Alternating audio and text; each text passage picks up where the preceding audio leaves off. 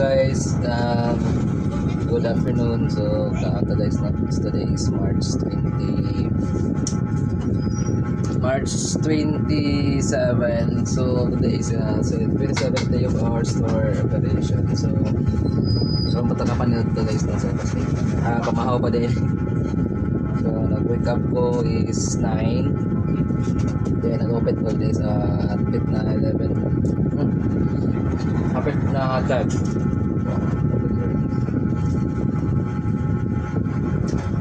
Pamahaw pa rin na to guys.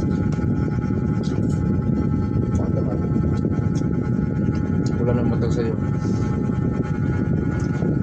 So update, super okay naman po.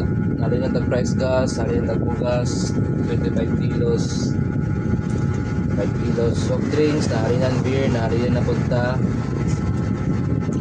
So store update na to, average per day is 1,100. So naka-upward yun siya guys, no? So ako lang pinadungagan na lang pag item para more item, more sales, but itong dagang item, dagang stock dapat minimal lang po lang ang i-store sa tindahan, hindi naman sa kusog. For example, kung ang stock niya kung ako stock o mga medicine, usa na ito mga halin nun na mga medicine na mapapuntoy mo ang display, like for example mga Epicacet, Vicks, mga yung mga common na pinapanggap sa customer, naka-brand na daan ba. So kung stock lang po ka na either 6, 12, so di na pwede mo stock ka na o nag 1 box. So ginagmay lang sa fridge na ay basta ano lang siya, ginagmay lang siya kahit hindi ko man siya kusog. So kung gusto mo siya, so huwag na po kag-inventory para ano lang siya guys.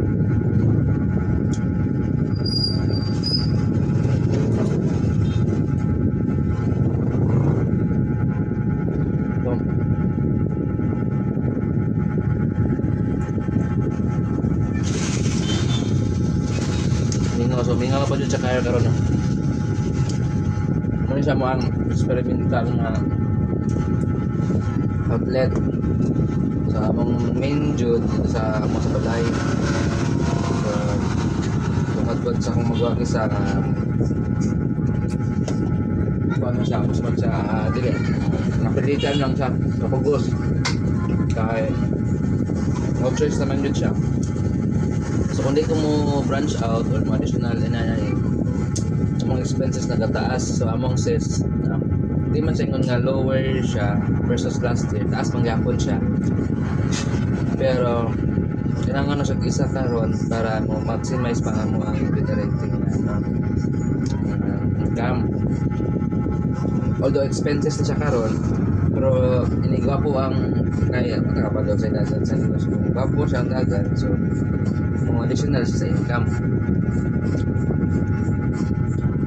Pero ako naman siyang forecast dahil good guys na ang expenses gamitan dere dili mag-effect, dili mapiktuhan ang tindahan sa sales sa tindahan. Ang yang renta dere gamitan na mo itong mga existing na mga business na additional, like for example itong mga cash out na mo.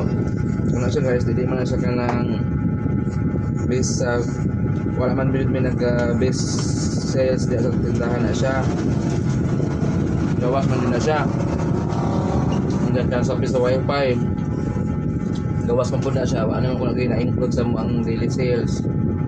So kana siya ng mga income niya, income generated na siya, wala ako ang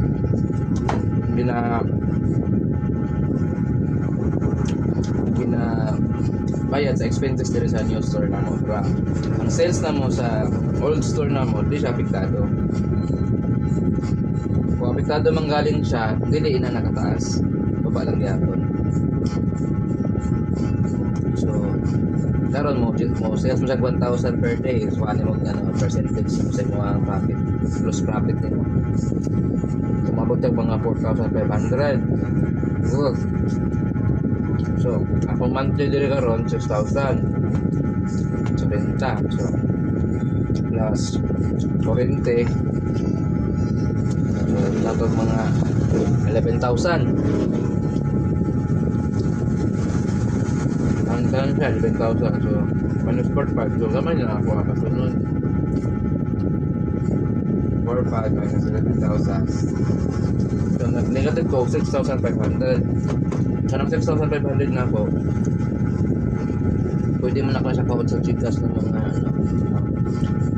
Gcash na sales ka ng income.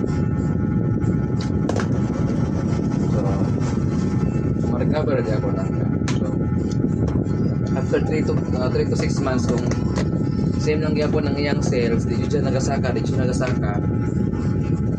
So, mo-decide me na ano, dito 6 months, 1 year din dapat ang evaluation. Kaya naman ko ng business cycle sa tindahan.